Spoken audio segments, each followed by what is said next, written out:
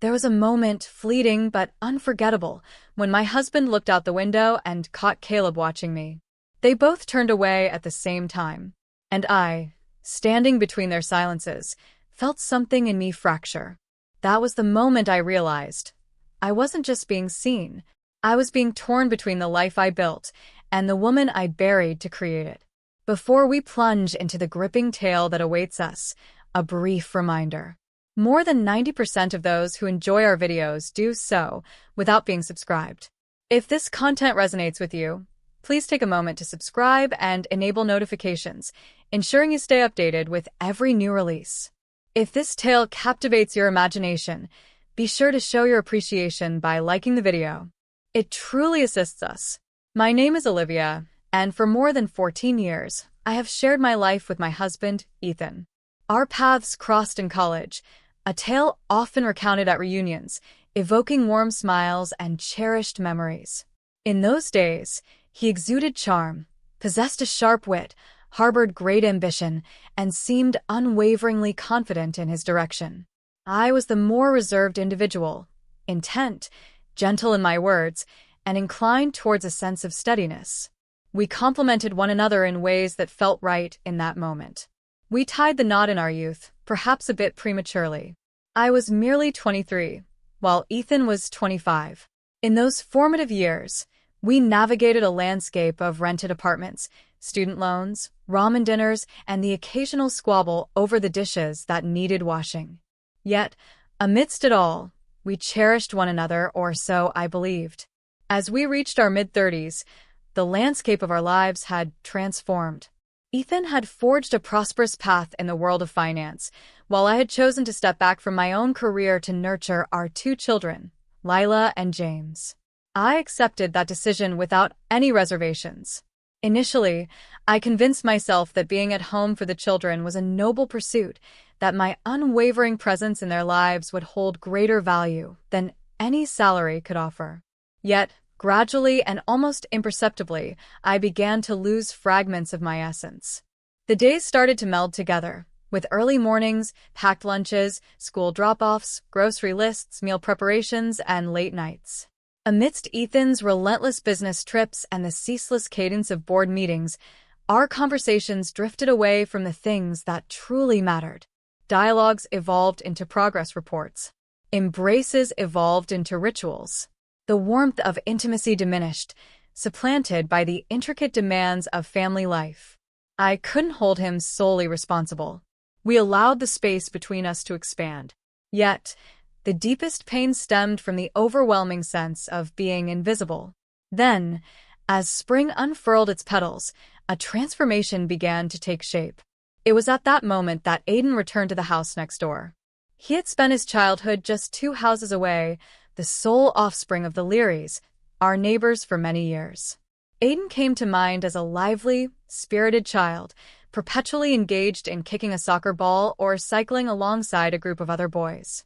Upon reaching the age of 18, he departed for college in California, and for many years, news of him became scarce. Yet, following the death of his mother, he returned at the age of 23, newly graduated and tending to his father, whose health had taken a turn for the worse. When I first laid eyes on him once more, he was busy unloading boxes from a U-Haul. As I was pruning the hedges in the front yard, there was a fleeting moment when I failed to recognize him. He stood tall and broad-shouldered, exuding that effortless confidence that often accompanies youth in their 20s. His smile broke upon seeing me. "Mrs. Owens?" he inquired. I chuckled. "You can't call me that. It makes me sound ancient," he said with a grin. "Apologies. Olivia, was it?" And thus it began. A mere smile, a name, a rekindling of acquaintance. In the weeks that ensued, I found myself encountering him frequently. He would tend to the lawn for his father, take their dog for walks, and occasionally settle on the porch, engrossed in a book or engaged in phone conversations. We shared the customary niceties that neighbors often exchange: the weather, the news, and a mutual grievance regarding the delays in garbage collection. Nothing out of the ordinary. Yet, it was during the height of summer that our exchanges began to stretch into lengthier dialogues. On a quiet afternoon, I found myself grappling with a malfunctioning sprinkler head in the backyard. Ethan was off, as he often was, and I hesitated to summon a plumber for what seemed like a trivial issue. Aiden, observing from his porch, decided to lend a hand and approached me. "Do you require assistance?" he offered. After a moment of uncertainty, I gave a slight nod. "It's quite humiliating. I've been grappling with this for 20 minutes. He knelt beside me, his hands deftly manipulating the pipe. I observed him, captivated by his concentration, his patience, and a hint of amusement at my vexation.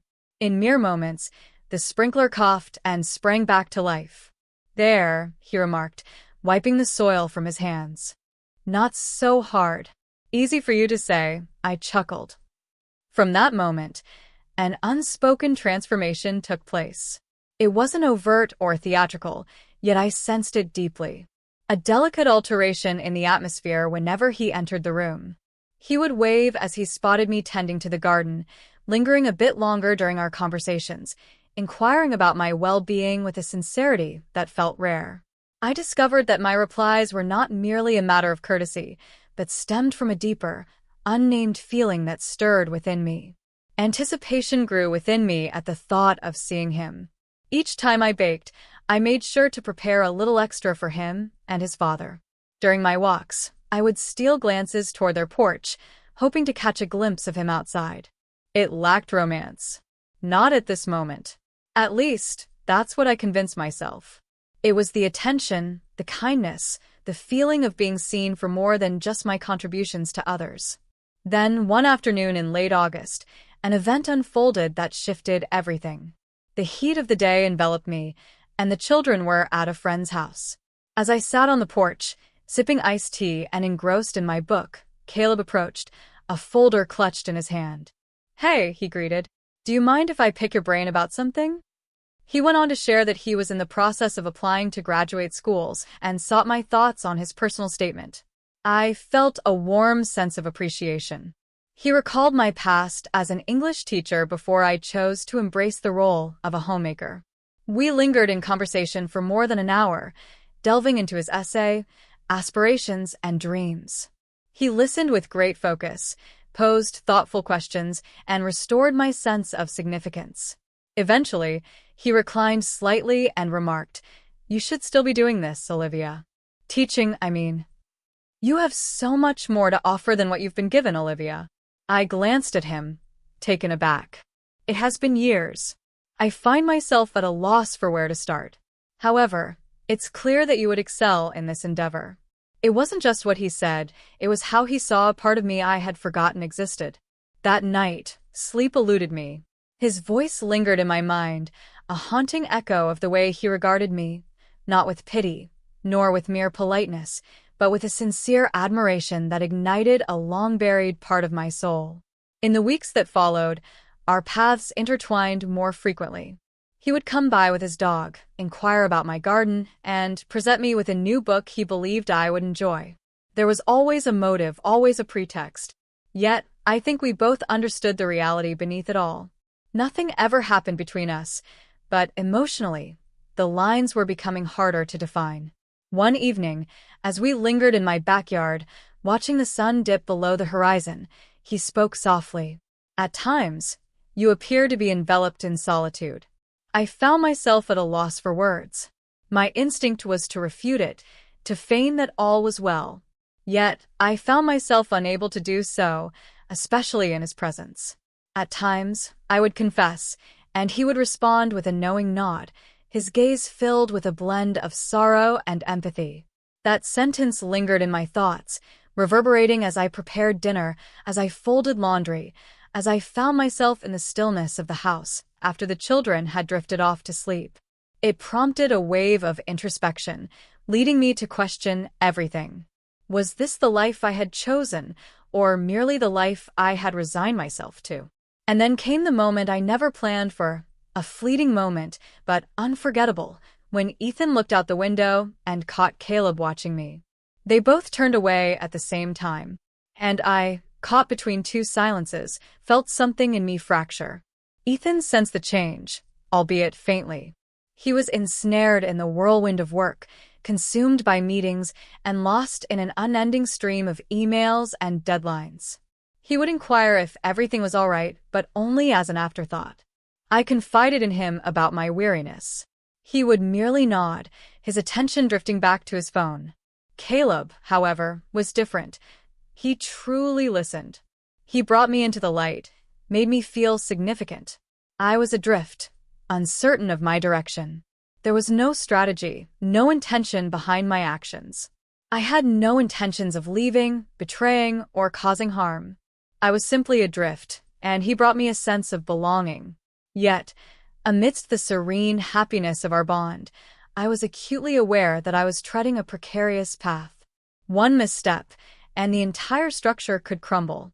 I reassured myself it was innocuous, merely friendship, just someone who reignited a spark within me. Yet beneath the surface, I sensed that this innocence was destined to fade. The ensuing days were steeped in a subtle, lingering bewilderment. I found myself perpetually assessing my actions, their appearance, their significance.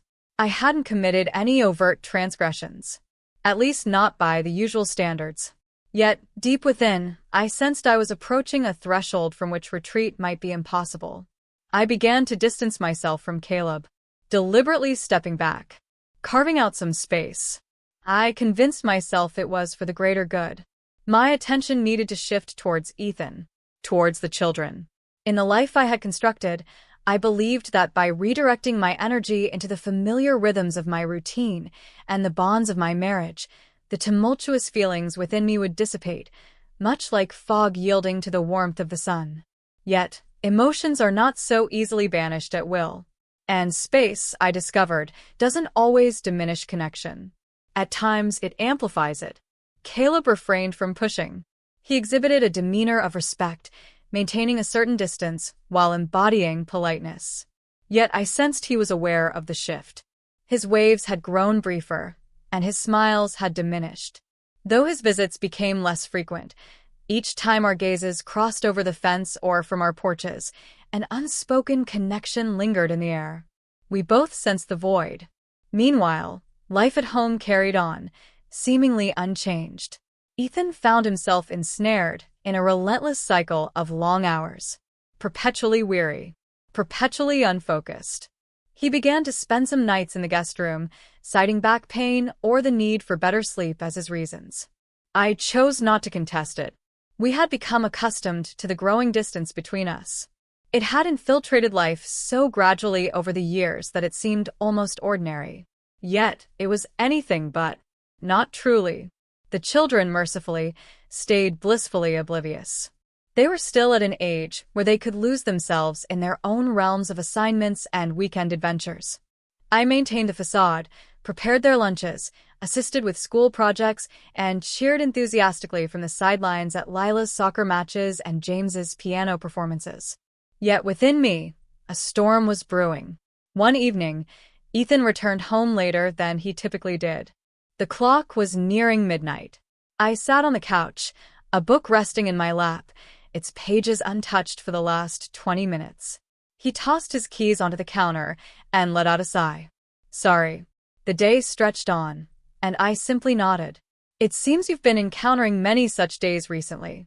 He settled into his seat opposite me, his hands moving to his eyes in a weary gesture.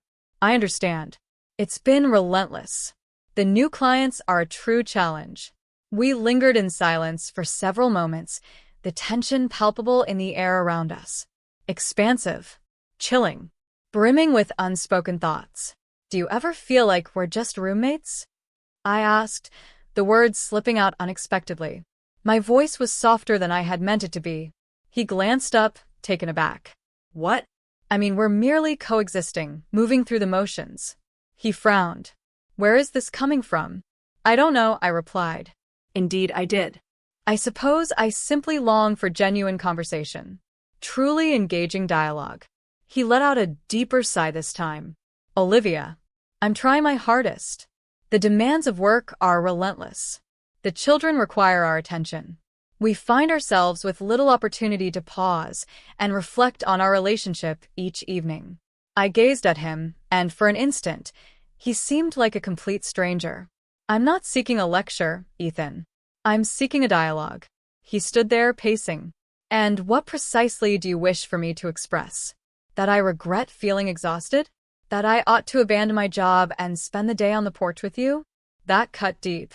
Not due to its cruelty, but rather its dismissiveness. I wasn't seeking the world. I was merely asking for a piece of it. No, I replied softly. I just want to feel like you see me. For a fleeting moment, his expression wavered. Caught in a web of guilt and defensiveness, he chose silence over words, leaving the room without a glance back. As night enveloped the house in stillness, I found myself staring at the ceiling, lost in thought long after the world outside had faded into quietude. Thoughts of Caleb lingered in my mind. I recalled the way he would listen, truly listen, as I shared my thoughts. He had a remarkable ability to make me feel that my words were never too much to ask. The following day unfolded in its usual rhythm. I busied myself with errands, tidied up the house, and prepared dinner. Yet, as the late afternoon sun began to dip, I found myself drawn outside once more. As I pruned the bushes that lined the fence separating our yards, I couldn't shake the feeling that it was an act of chance. Or so I convinced myself. As I caught sight of Caleb perched on his porch, headphones nestled in place, lost in the world of his sketches, a flutter stirred within me. I paused for a moment, then raised my hand in a tentative wave. He glanced up, a smile breaking across his face, and removed his headphones. Greetings, unfamiliar face. I returned the smile. Hello. He approached, halting a short distance from my position. You've been hard to find. I know, I replied, tucking a strand of hair behind my ear. I simply needed to clear my mind. He nodded slowly in response. Did it provide any relief? I'm uncertain. A lengthy silence enveloped them, not awkward, but rich with unexpressed thoughts. Would you like to take a walk? He inquired abruptly. Just around the block. It was nothing of great consequence. I paused for a moment, weighing my options, then gave a slight nod. All right. We strolled in silence initially, the autumn air sharp and the sky adorned with the soft colors of early evening. Leaves crunched beneath our feet, and the world seemed to pause, wrapped in tranquility that invited reflection. You're not crazy. You know, he said after a pause. I turned my gaze toward him. For what? I asked. For feeling invisible. Yearning for something beyond mere existence, I let out a breath, its visibility lingering in the crisp air. At times, it feels as though I am positioned at the center of my own life, yet invisible to those around me. He halted his steps, pivoting to confront me. I see you. The phrase lingered in the atmosphere that surrounded us. Unadorned, sincere, perilous. I remained silent. I was unable to speak. My throat constricted, and a fiery sensation ignited in my eyes.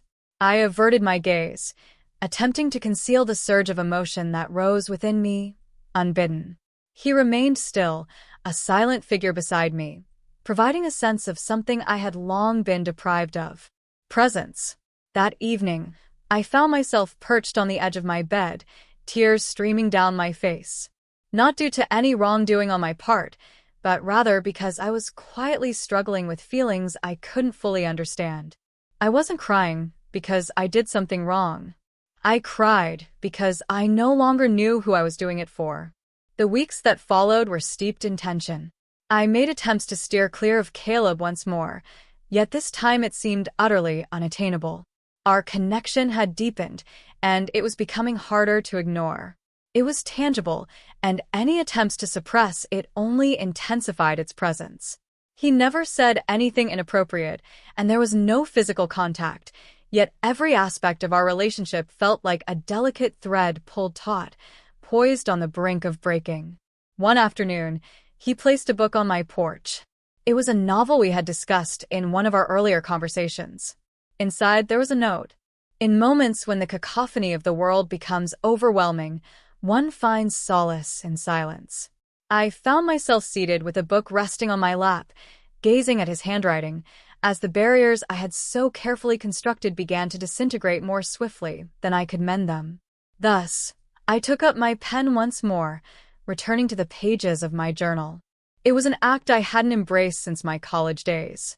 I unleashed every fragment of my being onto those pages, my confusion, my guilt, my longing, my fear.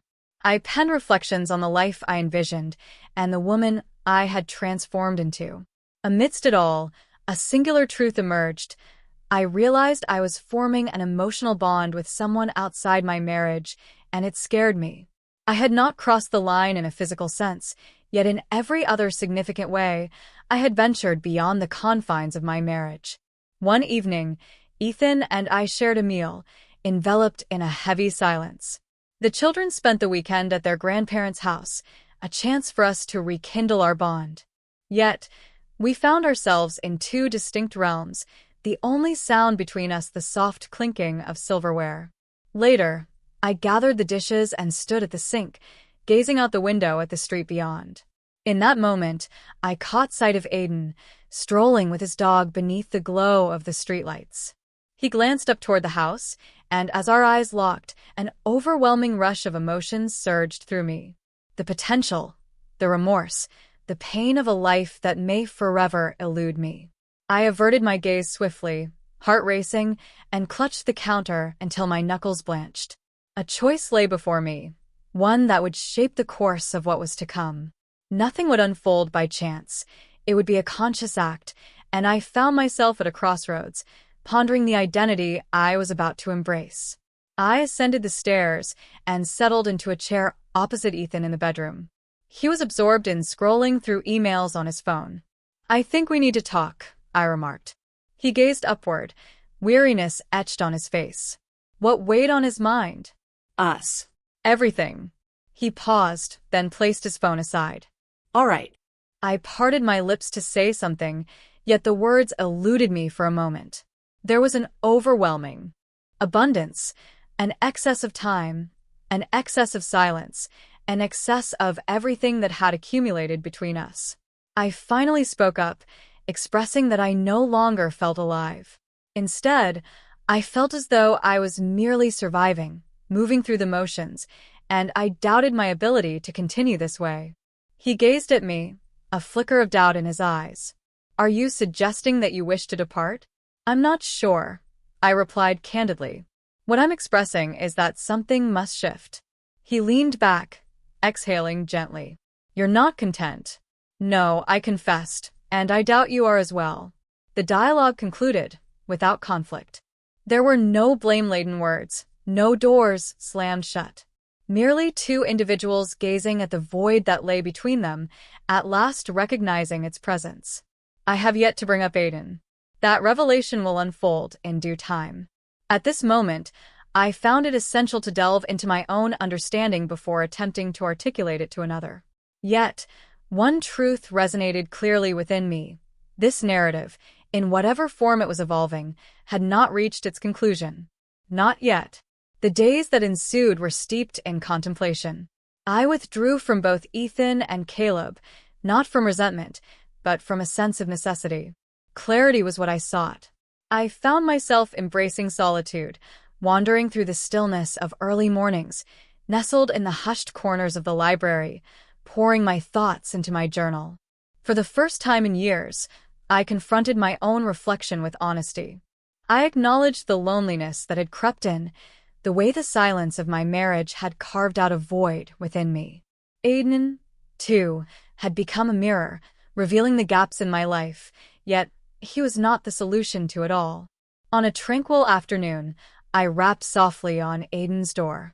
His expression was one of surprise, yet he remained silent as I presented him with a letter.